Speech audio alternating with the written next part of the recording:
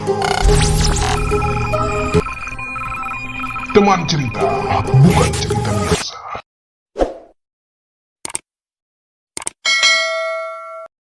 Selamat berjumpa kembali teman-teman di Ruang Teman Cerita. Kali ini kami mengangkat topik bersatu melawan COVID-19. Nah, untuk teman-teman di rumah, kali ini kami akan menghadirkan seorang narasumber.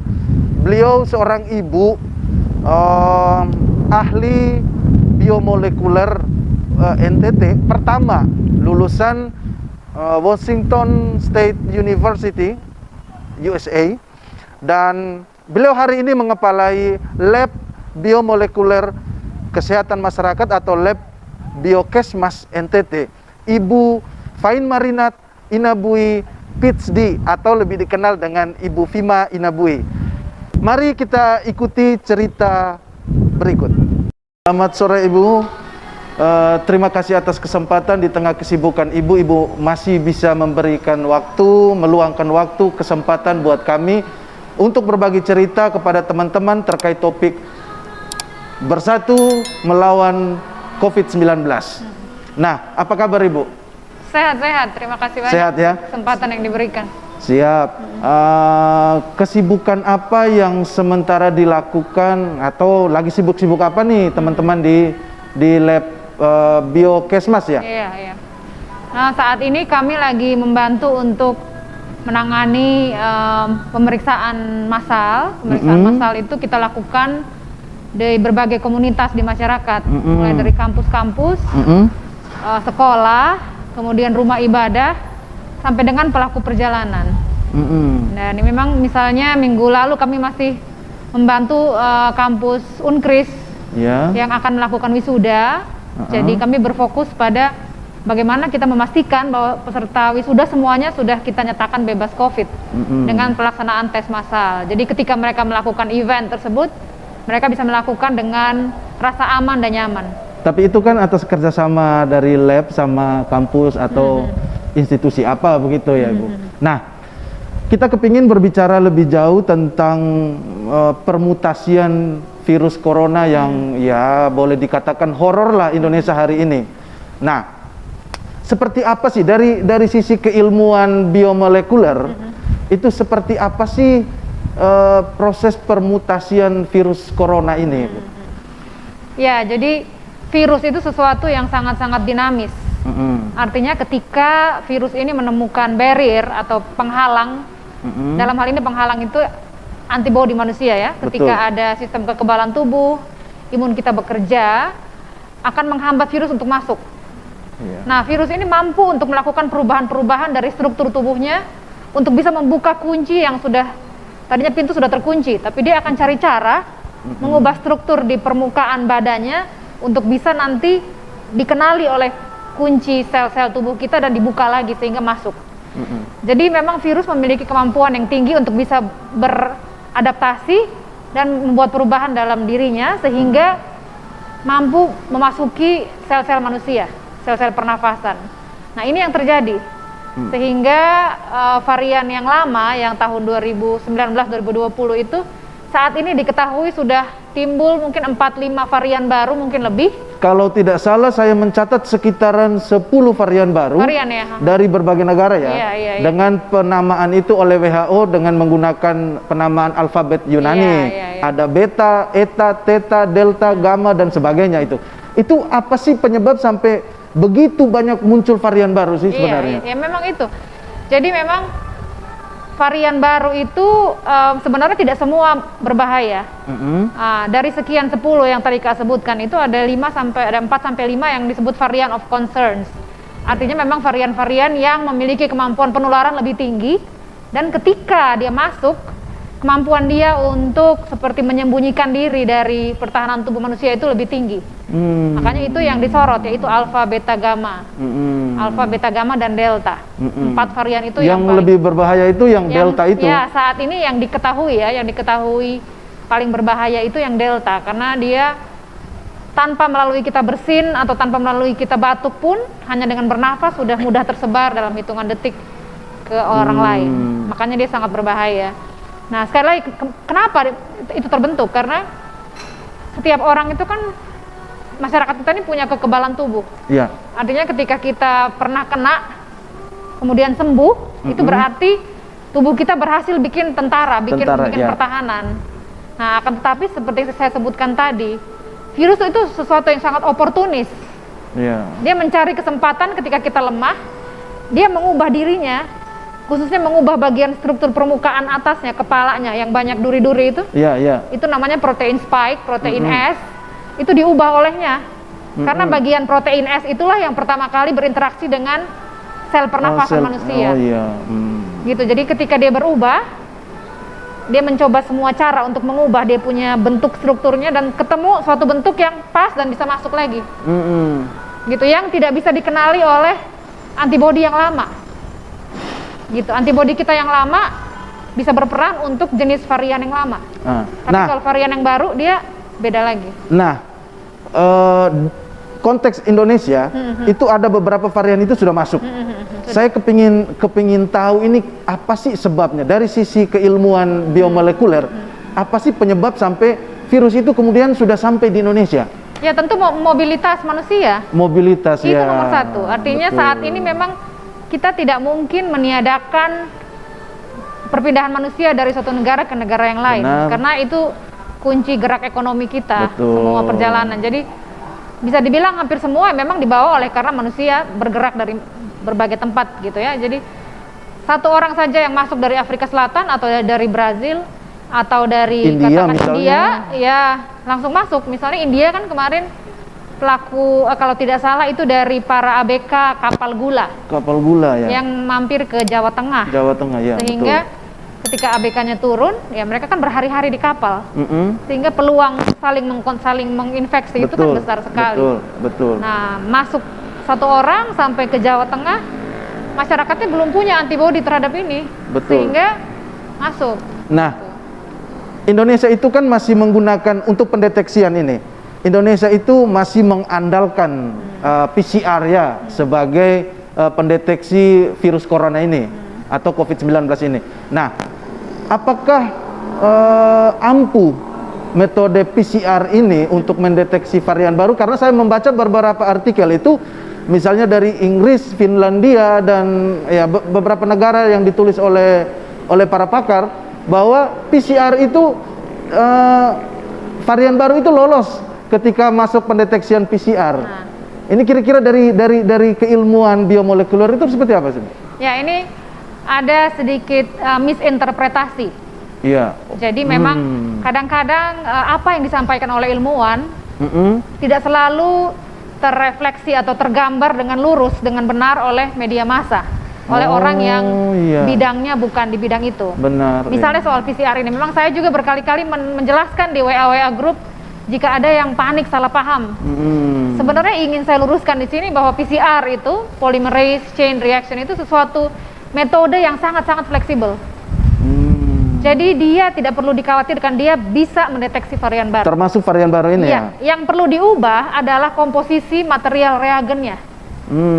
Jadi seperti memasak, kalau kita misalnya masak kue, ada tepungnya, ada terigunya, ada menteganya, cukup salah satu nih kita ganti. Misalnya yang tadinya pakai mentega ganti margarin. Nah, hanya dengan mengganti salah satu komposisi itu, kalau di molekuler namanya tuh primer. Hanya dengan mengganti komposisi itu kita bisa mendeteksi varian apapun. Jadi sebenarnya bukan artinya PCR tidak bisa lagi mendeteksi. PCR tetap masih yang tertinggi akurasinya. Dan hanya dengan PCR kita bisa mendeteksi itu. Tetapi memang perlu ada modifikasi di bahan kimia, di reagen. Tetapi secara peralatan untuk Indonesia ya, paten ini sudah bisa mendeteksi itu ya? Iya, artinya untuk tools untuk mendeteksi orang terkena varian baru sangat bisa. Sangat bisa ya. Akan tetapi memang untuk memastikan lagi bahwa itu betul, katakan saya gitu terinfeksi, saya positif, apakah yang masuk ke tubuh saya ini varian baru atau bukan. Nah, kita butuh alat tambahan selain PCR. Namanya alat sequencing. Alat sequencing ini sesuatu yang tugasnya membaca urutan genetik dari virus yang masuk ke tubuh kita. Nah, hanya dengan itu kita bisa membuktikan bahwa oh ini benar varian baru. Nah, kalau begitu PCR clear ya?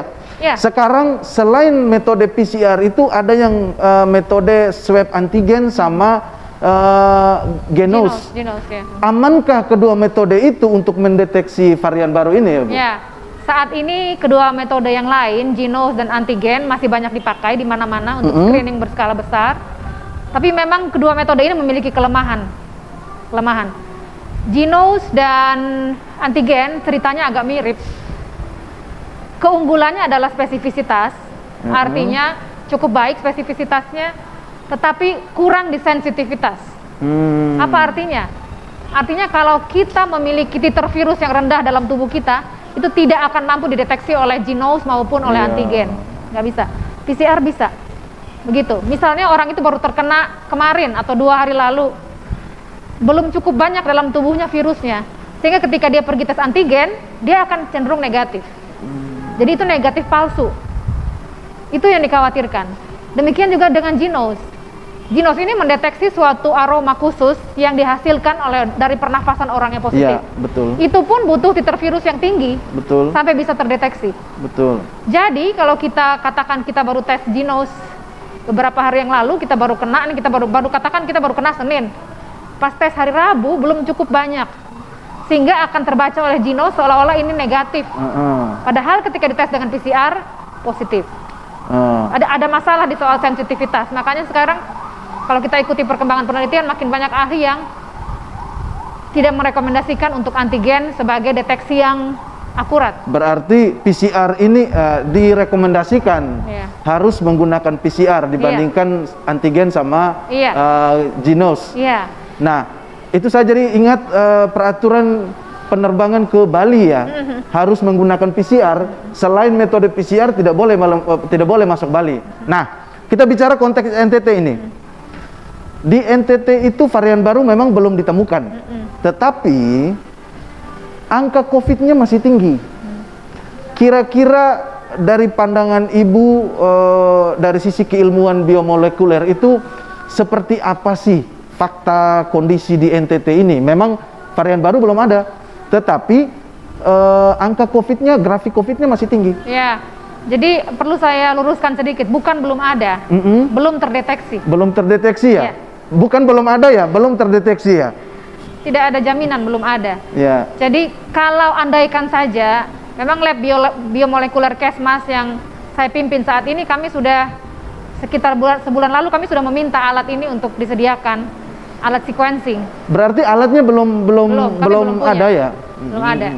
Tapi juga kami meminta suatu kit reagen yang bisa membantu kami untuk mendeteksi varian baru, juga kami sudah minta ke Dinkes untuk pengadaan. Tapi memang saat ini mungkin terkendala anggaran ya, jadi belum diadakan. Sehingga kami masih mengirim melalui WC Yohanes, mengirim ke lembaga Eijkman Jakarta, dan mengirim juga ke Litbangkes. Jadi itu Litbangkes itu adalah bagian dari Kemenkes yang meneliti, yang melakukan penelitian. Kami sudah kirim ke Litbangkes dan Eijkman melalui WC Yohanes, itu sudah 300 sampel lebih yang tercurigai mutasi. Tercurigai. Kenapa tercurigai? Ada kriteria-kriterianya. Seseorang yang tercurigai memiliki varian baru dalam tubuhnya ya, adalah misalnya apa? Orang sudah vaksin. Sudah vaksin 2 kali ternyata kena lagi. Kemudian orang yang sudah pernah kena dulu, kena kedua kali ya. Kemudian orang yang gejalanya parah sekali, fatal. Nah, ini contoh-contoh kriteria yang patut kita tercurigai sebagai kemungkinan varian baru. Ya, jadi ini sudah kita kirimkan ke Eijkman untuk. Nah, ini memang alatnya terbatas, tapi semua provinsi mengirim, sehingga antriannya kan banyak. Oh iya. Sehingga berarti kita masih menunggu antrian ini untuk ada mendapatkan alat itu ya? Iya. Oh, berarti untuk mendapatkan service sequencing itu. Nah, berarti orang yang sudah pernah kena COVID masih bisa kena COVID. Varian baru ini masih berpeluang itu. Kemudian orang yang sudah divaksin masih bisa kena COVID lagi. Ya, betul. Saya pikir kalau sudah kena vaksin, sudah divaksin itu berarti sudah aman. Itu tergantung ke jenis vaksinnya apa.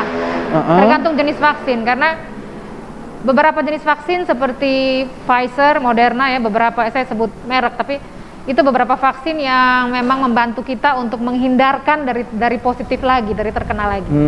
Tetapi Sinovac Sinovac dan AstraZeneca itu vaksin yang lebih ke bukan menghindarkan kita dari positif, bukan menghindarkan kita dari positif, tapi membantu kita kalaupun positif tidak fatal.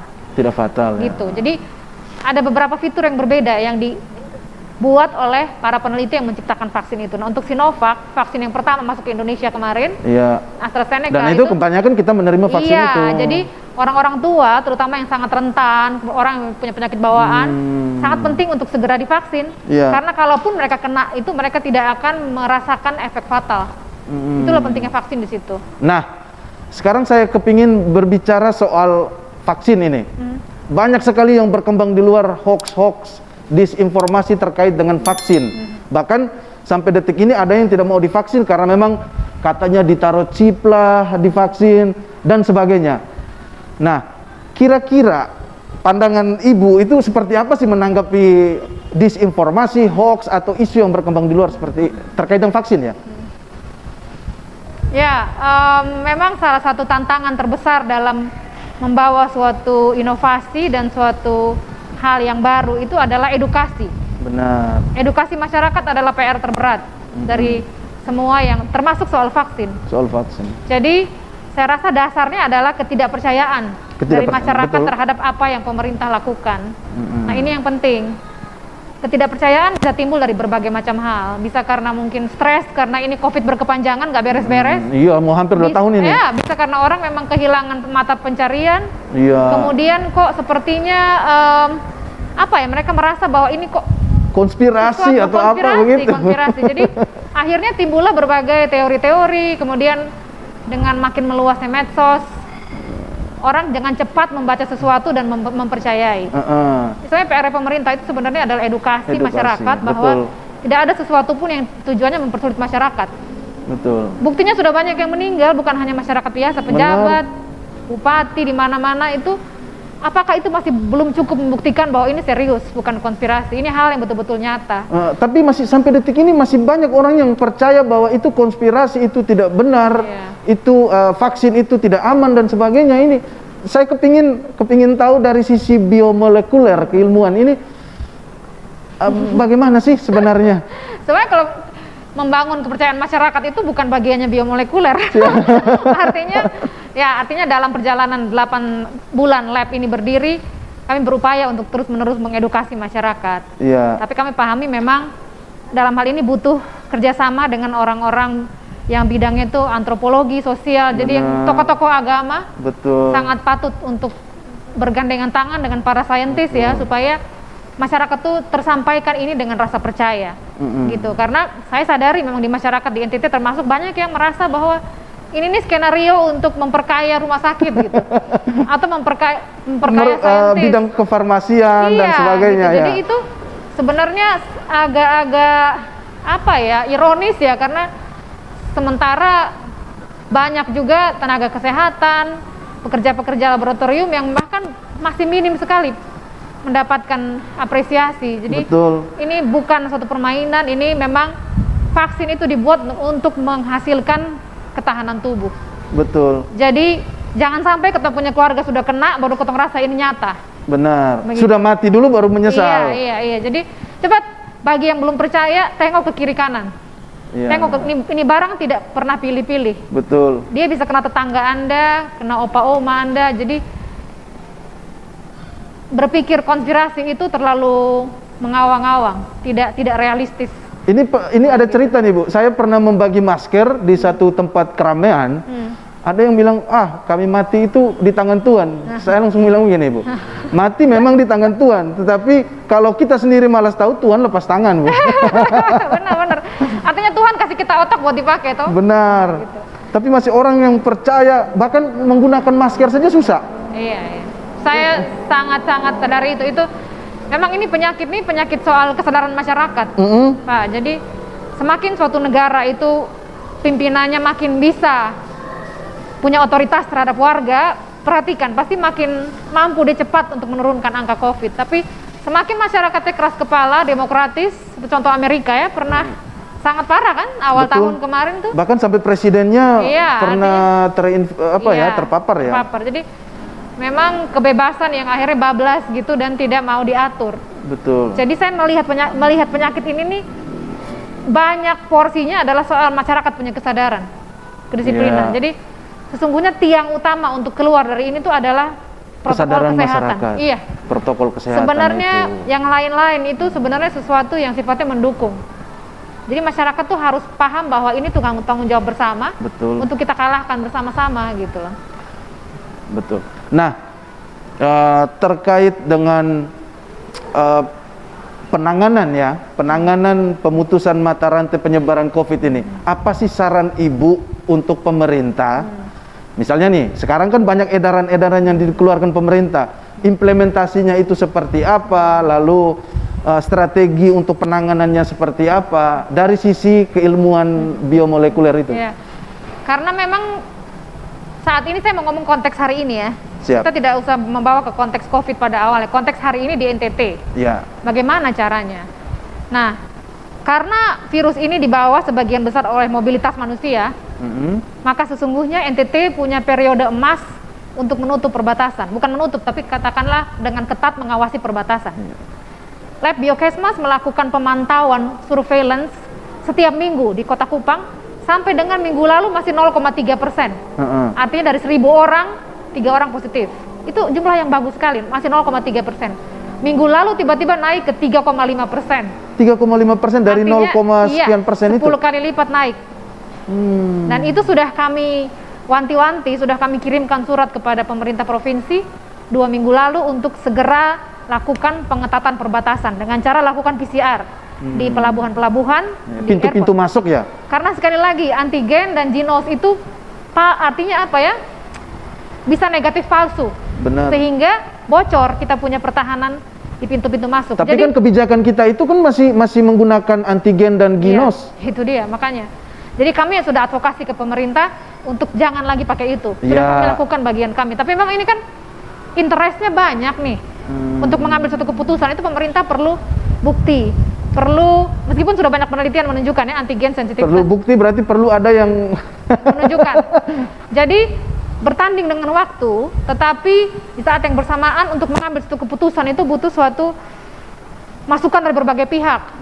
Kami sudah 2 minggu ini kami dengan Kepala Dinas Perhubungan Provinsi berupaya maksimal untuk datang ke kepala-kepala maskapai, kepada pimpinan Angkasa Pura, kepada Pak Gubernur, kepada semua yang bisa kita Dinas Kesehatan untuk meminta untuk kita segera bikin PCR di perbatasan. Nah ini memang tidak mudah sekali lagi karena ini melibatkan multisektor. Ada dinas sosial buat menyediakan karantinanya, dinas kesehatan, dinas perhubungan. Jadi kita minta supaya cepat. Tapi ini kita push dan mudah-mudahan ya kita doakan supaya minggu ini atau minggu depan kita sudah bisa melakukan ini dengan baik. Karena sekali lagi saya sebutkan NTT yang memiliki fasilitas kesehatan yang minim seharusnya menangani COVID dengan cara pencegahan. Betul. Jangan pernah berpikir pengobatan, kita tidak akan bisa. Betul. Makanya kami sangat cerewet dan dari awal gencar sekali meminta supaya mumpung masih rendah minggu lalu tutup. Gitu. Tapi memang sekali lagi saya katakan ini pemerintah butuh terbiasa untuk mendengarkan peneliti, mendengarkan saintis untuk mengambil keputusan.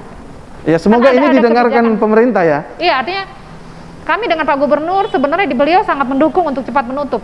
Tetapi bagaimanapun prakteknya di lapangan ketika suatu policy ingin diimplikasikan perlu ada kemauan dari kepala-kepala dinas terkait. Nah ini yang kadang-kadang susah dirangkul. Betul. Ego sektoral ini kadang-kadang menjadi musuh utama dalam pandemi. Sinergitas ya. Ya. Komunikasi itu seperti hampir lumpuh antar dinas ya. Maksudnya itu membuang waktu kalau saya bilang. Bukannya mereka tidak mau, mungkin mau tapi geraknya tidak secepat geraknya virus. Gitu. Jadi akhirnya kita ya saat ini yang kita bisa lakukan adalah persiapan SDM-nya. Kita di Lab Biokesmas sudah siap untuk melakukan screening di perbatasan, tapi kita sangat butuh dukungan-dukungan di lapangan.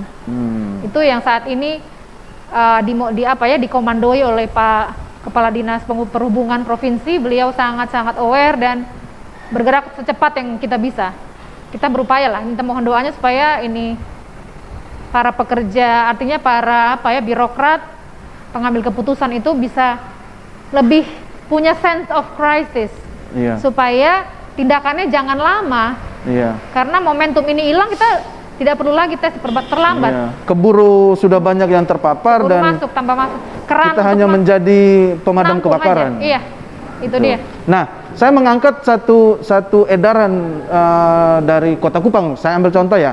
Sudah banyak daerah yang sudah mengeluarkan edarannya. Misalnya Kota Kupang itu ada surat edaran nomor 037 ya, tahun 2001 dengan pemberlakuan 2021, penebalan 2021 ya. Itu dengan penebalan PPKM itu. Nah, dari sisi implementasinya itu sendiri menurut Ibu ya, pemantauan Ibu itu seperti apa sih di lapangan? Apanya implementasinya? Implementasinya. Aduh, saya lihat belum ya, karena begini sebenarnya sebelum kita ke menilai implementasi ya, mundur sedikit ke kira-kira 4 minggu lalu. Waktu itu saya pribadi pun berupaya untuk berkomunikasi ke Pak Wali Kota, karena saya lihat sejak bulan April Mei ini kecil sekali angka positif, dan saya yakin semua lab di NTT melihat ini di bawah 0,5%. Ini tanda bahwa sebenarnya bisa kita, istilahnya kalau Jokowi kita bisa gas, artinya bisa kita longgarkan. Betul. Sekolah-sekolah bisa kita uji coba masuk. Saat itu kita termasuk yang meminta itu supaya anak-anak dibikin hibrid sekolahnya, ada yang masuk, ada yang kita malah dukung juga surveillance PCR di sekolah-sekolah. Saat itu belum perlu PPKM sebenarnya. Tapi saat itu sudah dibikin pembatasan. Karena data yang dipakai pemerintah kota untuk mengambil kebijakan itu adalah data yang mungkin perlu diperiksa kembali. Contoh misalnya mereka di pusat dengar bahwa di NTT ini karena ada klaster di seminari, mungkin di Maumere atau di mana, ini menyumbang ke angka kenaikan positivity rate.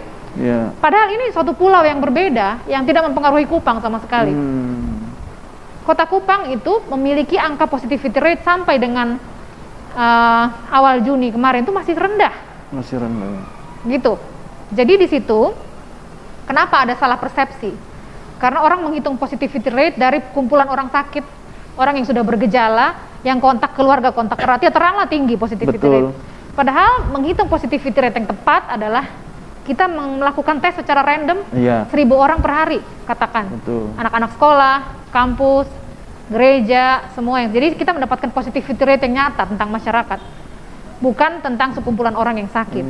Nah, ini mengambil datanya saja ini salah, sehingga akhirnya yang keluar adalah angkanya tinggi. Betul. Akhirnya orang sebenarnya bisa berjualan, bisa masuk sekolah, katakan setengah lah ya, kegiatan KBM terbatas itu bisa, tapi waktu itu kan sudah ancang-ancang itu untuk bikin ancer-ancer. Nah, jadi itu contoh saya ingin sampaikan bahwa pemerintah ini memang ini kita latihan ya, pandemi ini berlatih untuk banyak mendengarkan juga dari para peneliti di bidangnya. Begitu, bahwa harus mampu lihat data ini, data yang real, yang valid atau tidak. Karena namanya pengolahan data itu, kalau data mentahnya sampah, keluarnya sampah. Gitu. Artinya kesimpulan harus mampu diambil dengan pertimbangan data yang tepat. Itu harus. Nah, itu pertama ya, saya mau ngomong soal sebelum waktu sampai awal Juni kemarin. Sekarang kita ngomong sekarang. Ketika ada kenaikan di Biokesmas minggu ini meningkat, sudah mau mencapai 5% saat ini. Peningkatan 10 kali lipat dari minggu lalu. Nah, kalau di konteks ini memang sudah betul tindakannya adalah PPKM harus. Skala mikro. Nah, tetapi kalau ngomong implementasi, saya lihat belum. Masyarakat belum mengintegrasikan nilai-nilai prokesnya dalam dirinya. Terbukti masih banyak pesta di mana-mana. Masih banyak pesta, pakai masker saja susah, pakai hand sanitizer atau cuci tangan saja susah. Kemarin saya saya mengurus surat ke kantor Polres Kota Kupang, Polres Kupang Kota. Di dalam ruangan begitu banyak orangnya masih ditutup, pakai AC. AC saat ini adalah sesuatu yang paling tidak mendukung pencegahan COVID. Bahaya sekali. Itu suatu instansi loh, pemerintahan. Berarti di sentra-sentra pelayanan publik itu harus dibuka semua. Sebisa mungkin semi outdoor, atau kalaupun mau indoor, perbanyak jendela. Kalaupun nggak perbanyak jendela, buka pintu-pintu semua. Buka semua pintu, matahari masuk banyak. Kok virus ini bisa dihindari kalau kita tahu bagaimana kita menanganinya. Artinya matahari masuk banyak, sirkulasi udara bagus, jarak-jarak bangku jauh. Ini kadang-kadang selevel kantoran pemerintahan aja masih belum bisa melakukan ini. Gimana kita mengharapkan masyarakat yang di pasar dan sebagainya? Iya. Rapat kita di kantor pemerintahan minggu lalu juga begitu. Orangnya banyak sekali, pakai AC. Jadi saya seringkali kalau pergi rapat di dinas gitu ya, saya suka minta izin untuk Bapak Ibu kita sepakatnya kita buka jendela semua. Artinya ini menunjukkan kita harus mengintegrasikan nilai-nilai prokes ini bukan sebagai aturan dari atas, tapi bagian dari diri kita. Otomatis kita lakukan gitu. Benar. Kalau itu ada di semua diri kita, saya yakin kita mampu mengendalikan. Iya. Apalagi yang di tingkat orang yang mendesain kebijakan membahas ini tapi tidak melaksanakan prokes. Iya. Itu kan jadi masalah itu. Nah, sebelum penutup nih Ibu, kita kepingin dengar pesan-pesan testimoni dari Ibu kepada masyarakat NTT ya, terkait dengan menjalankan prokes, soal program vaksinasi, soal varian baru. Ibu bisa sampaikan kepada masyarakat NTT ini. Ya, saya hanya mau bilang bahwa salah satu kunci dari keluarnya kita dari pandemi ini adalah gotong royong masyarakat. Nah, Lab Biokesmas ini lahir dari gotong royong masyarakat. Jadi ini suatu simbol sebenarnya bahwa bukan pemerintah yang akan menyelamatkan kita. Kita pada akhirnya akan saling bertolong untuk bisa keluar dari masalah ini. Contoh sederhana saja. Kalau ada yang terkena di RT kita, apa yang kita lakukan? Apa kita menjauhi ramai-ramai? Atau kita pikir apakah dia punya vitamin yang cukup, punya suplai makanan yang baik? Nah, ketika ada empati, ketika ada rasa bahwa kita bisa melawan bersama, ini menjadi semangat positif yang sangat bagus yang perlu kita miliki untuk keluar dari pandemi. Itu yang saya rasa kita perlu miliki di NTT ya. Jadi pencegahan itu agak sulit kalau kita mengharapkan anggaran pemerintah semuanya. Jadi ada saya pernah dengar dari seorang sahabat yang kebetulan memang staf ahli di Kemenkes juga yang menyampaikan di suatu daerah di Jawa itu mereka tempat karantina itu adalah berbasis RT yang mereka memang swadaya sifatnya. Upaya untuk menimbulkan sense of belonging masyarakat dalam menyelesaikan COVID ini bersama. Begitu. Artinya pemerintah tentu wajib membiayai beberapa penanganan, tapi bahwa untuk kesadaran pribadi, berkelompok, untuk bagaimana bikin tempat yang baik untuk karantina dan sebagainya itu masyarakat punya kemampuan itu. Iya. Gitu. Jadi bergotong royong ya. Iya, menurut saya coba untuk memikirkan apa yang bisa saya lakukan dari diri saya pribadi untuk bisa memutus rantai penularan ini. Mungkin begitu. Terima kasih Bu untuk waktu dan kesempatannya. Semoga masyarakat diedukasi terkait dengan bagaimana kita bersatu bergotong royong melawan COVID-19.